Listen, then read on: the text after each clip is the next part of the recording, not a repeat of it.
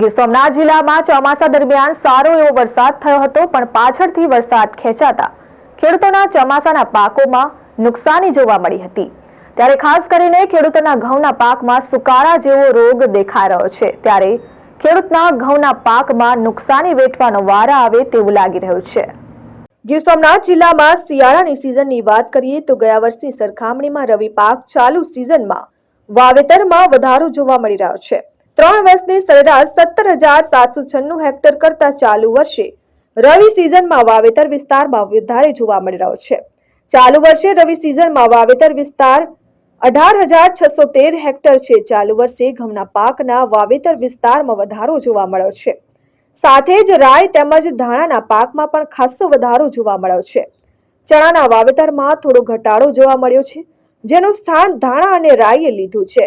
ખેડૂતો સૂક્ષ્મ પિયત તરફ વળી રહ્યા છે, તેમજ પાક ફેરબદલી પણ કરી રહ્યા છે। કુલ ટોટલ 21,784 હેક્ટરમાંથી 18,613 હેક્ટરમાં વાવેતર થયું છે।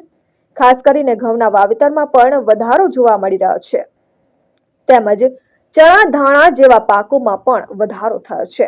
ત્યારે ચણાના પાકમાં પણ થોડો ઘટાડો જોવા મળી રહ્યો છે। તેની પાછળનું કારણ વરસાદની ખેંચના કારણે, પાણીનું કારણ તેની સામે રાયડો અને ધાણાનું પણ વાવેતર વધુ છે। ખેડૂતો નવા પાકને પણ ટ્રાયલ કરી રહ્યા છે। વાત કરીએ આપણે ગયા વર્ષની સરખામણીમાં આ વર્ષની રવિ સિઝનના વાવેતરની, તો સૂત્રાપાડા તાલુકામાં ગયા વર્ષની સરખામણીમાં આ વખતે રવિ સિઝનમાં વાવેતર છે તેમાં વધારો જોવા મળ્યો છે। ગયા વર્ષની સરખામણીમાં આ વર્ષે ટોટલ 21,784 માંથી આપણે સૂત્રાપાડા તાલુકામાં રવિ સિઝનમાં વાવેતર છે જે 18,613 હેક્ટરમાં થયેલું છે।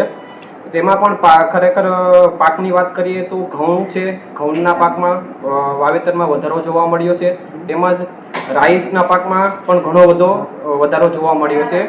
અને ધાણા છે કે જે તેમના પાકમાં પણ તેના વાવેતરમાં પણ ઘણો મોટો વધારો જોવા મળ્યો છે। ખેડૂતો છે જે સૂક્ષ્મ પિયત અપનાવી રહ્યા છે, જેથી ક્રોપ ડાયવર્સિફિકેશન તરફ જઈ રહ્યા છે, જેના કારણે તેની આવક પણ બમણી થઈ રહી છે।